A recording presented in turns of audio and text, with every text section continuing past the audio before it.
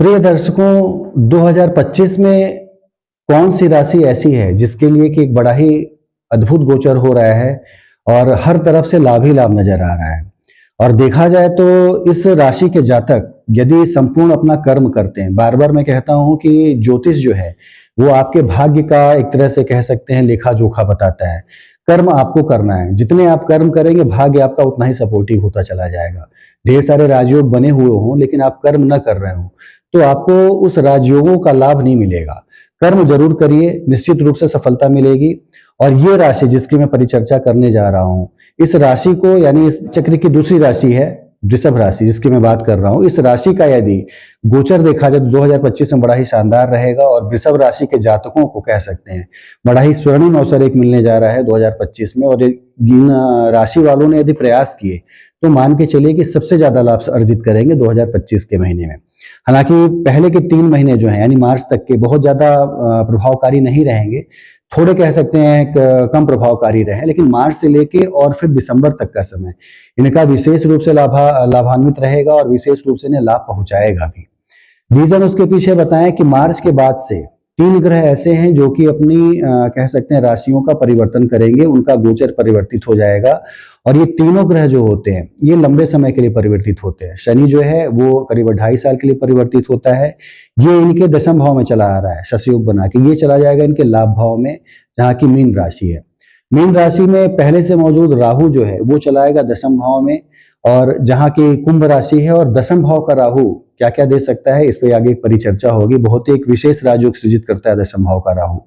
साथ ही साथ बृहस्पति जो कि इनकी खुद की राशि में, हालांकि देखा जाए तो वृष राशि में बृहस्पति शत्रु राशि में हुआ, लेकिन फिर भी अच्छे फल दे रहा था। उसकी दृष्टि जो थी 5, 7, 9 जो थी आपके पंचम भाव, सप्तम भाव और नवम भाव को संभाले हुए थी।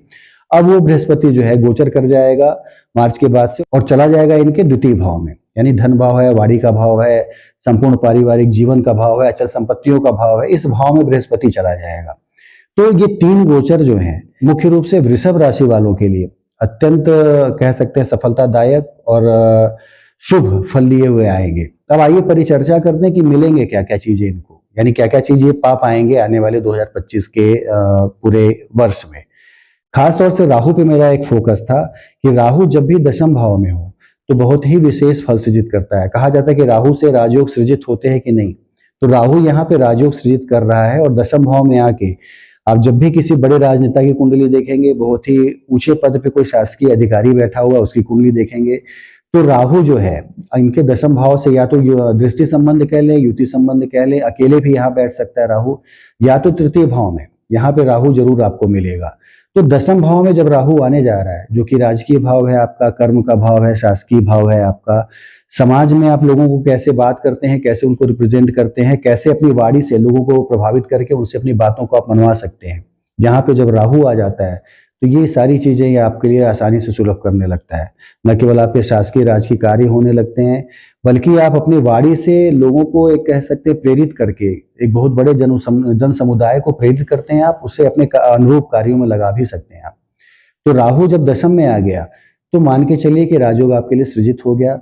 शनि जो है वो दशम से निकल के लाभ भाव में गया, तो वृष राशि के लिए शनि वैसे भी बड़ा ही कारक माना जाता है। नवम भाव का भी लॉर्ड होता है, दशम भाव का भी लॉर्ड होता है, तो राजयोग सृजित करता ही ये केंद्र त्रिकोण होकर। साथ ही साथ लाभ भाव में जाने का मतलब है कि ये आपको अब कई तरह से लाभ देगा। राहु आपको सोचने के लिए मजबूर करेगा कि मैं किस किस जगहों पे पैसे लगाऊं या क्या क्या कार्य करूं अलग अलग फील्डों में, ताकि मेरे पास एक से ज्यादा आय के संसाधन हो। और शनि जो है उस संसाधनों को लाभ में परिवर्तित करेगा।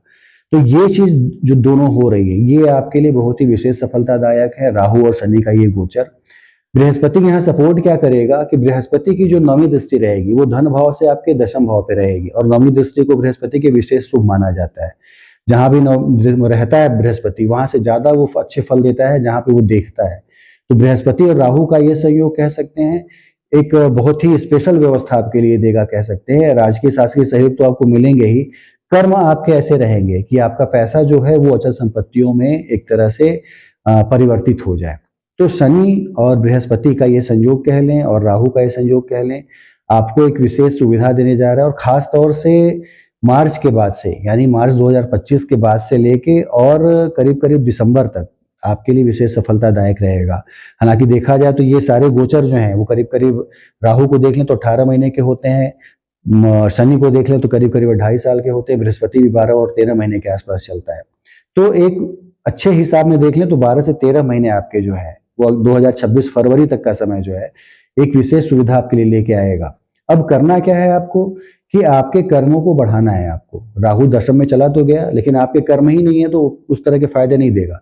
आपके जो भी काम रुके हुए थे, जो भी फाइल आपकी पड़ी हुई थी सरकारी विभाग में, आप कोई टेंडर लेना चाहते थे, किसी ठेके से जुड़ना चाहते थे, कोई सरकारी विभाग में कोई काम लेना चाहते थे, तो अब मार्च 2025 के बाद से आपके पास एक आशातीत जो है सफलता पाने का अवसर मिलेगा।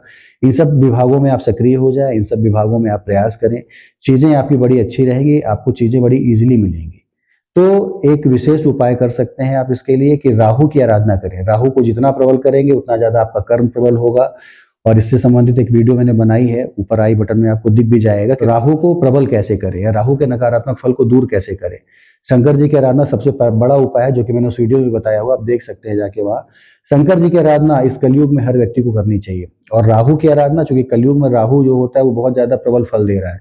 खासतौर से देखा जाए तो राहु बड़ा ही सशक्त ग्रह है कलयुग का, और ये दशम में आ गया तो आपको बड़ा ही सशक्त बनाएगा। न केवल विदेशों से आपके व्यापार बढ़ेंगे, विदेशों से आपको आय होगी, विदेश भ्रमण के योग आपको बनेंगे, स्थानांतरण के योग आपको बनेंगे, और बृहस्पति इसको मजबूती देगा। स्थानांतरण भी ऐसा आपका होगा जो कि पद की उन्नति हो। आपकी पद की उन्नति के साथ स्थानांतरण नहीं होगा, आपकी पद की उन्नति के साथ स्थानांतरण होगा। तो बृहस्पति और राहु का ये दृष्टि संबंध कह ले, शनि का नौमेश और दशमेश होकर लाभेश होना, ये एक विशेष सफलता अर्जित करने के लिए आपको प्रेरित कर रहा है। शनि जब भी लाभेश होता है तो आय के अनेक संसाधन देता है, यानी आपको कमाने के संसाधन अनेक मिलते हैं। एक चीज बार बार मैं बताता हूँ कि शनि जब भी लाभेश आपका हो या कमाने के संसाधन दे रहा हो, कर्म अच्छे करिएगा, कर्मों को बुरा मत करिएगा। शनि जब अधिक संसाधन देता है तो आपके मन को भी दूषित करता है, क्योंकि उसको आपकी परीक्षा लेनी है, वो आपकी परीक्षा लेता है।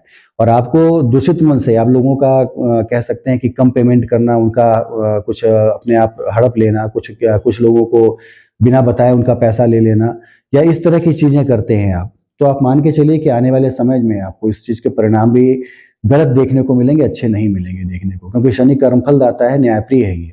तो आपको कमाने के संसाधन देगा तो आपकी परीक्षा लेगा कि आप अच्छे तरीके से कमा रहे हैं या गलत तरीके से कमा रहे हैं। तो वृषभ राशि वालों के लिए, जबकि उनका कर्मेश और भाग्येश होता है और लाभेश होने जा रहा है, तो कर्म और भाग्य को अच्छा रखना है आपको, और आने वाला समय भी अच्छा गुजरे आपको।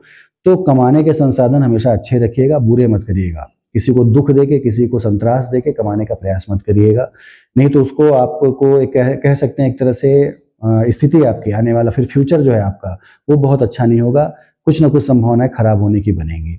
तो ये चीजें थी राहु के गोचर से संबंधित, शनि के गोचर से संबंधित और बृहस्पति के गोचर से संबंधित। एक चीज और भी है कि बृहस्पति जब भी द्वितीय भाव से पंचम दृष्टि डालेगा छठे भाव पे, और नवम दृष्टि डालेगा दशम भाव पे, तो आप देखेंगे तो ये चीजें एक तरह से अर्थ त्रिकोण को उसने प्रभावित कर दिया, यानी आपका अर्थ त्रिकोण प्रभावित हो गया। और अर्थ त्रिकोण प्रभावित होने का मतलब कि पैसे की आमदनी आपके पास बढ़ने वाली है। छठा भाव और दसवां भाव रिलेटेड हो जाए तो ये आपके सहयोगियों से आपको कह सकते हैं सुविधाएं देता है। आपके सहयोगी आपकी बात मानते हैं, आपके अनुसार कार्य करते हैं। इसीलिए मैंने बोला कि राहु दशम में आ जाओ, बृहस्पति की दृष्टि पड़ने लगे इस पे, तो बहुत बड़े जन समुदाय को आप प्रेरित करके अपने कार्य में लगा सकते हैं। अच्छे जो नेता होते हैं वो स्पीच देते हैं और बहुत से लोग उनके स्पीच के अनुसार काम करने लगते हैं, हजारों लाखों लोग उनके हिसाब से काम करने लगते हैं। राहु उनका दशम भाव में है, या राहु जो है कहीं ना कहीं से उनके स्पीच के भाव में है, उनको प्रबल बना रहा है, उनके स्पीच को, उनकी वाणी को। तो यहाँ पे प्रयास करिए, बहुत ही अच्छी संभावना है। आपका दूसरा, छठवां और दसवां भाव सब एक दूसरे से रिलेटेड हो चुका है।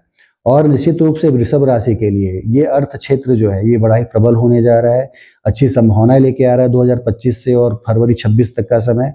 तो विशेष प्रयास करिए, शुक्र की आराधना तो किया करिए, क्योंकि आपकी राशि का लॉर्ड शुक्र है, तो लक्ष्मी की, गणेश की आराधना तो आप करिए, लेकिन राहु को स्ट्रॉन्ग करिए। बार बार मैं कह रहा हूँ कि ये समय जो कलयुग का है, राहु फर्श से लेके अर्श पे आपको ले जा सकता है, ढेर सारे फायदे आपको करा सकता है। शनि लाभ भाव में हो, राहु दशम में हो, तो आप इस समय म्यूचुअल फंड, शेयर मार्केट्स, जुए, इन सब चीजों में भी भाग्य आजमा सकते हैं।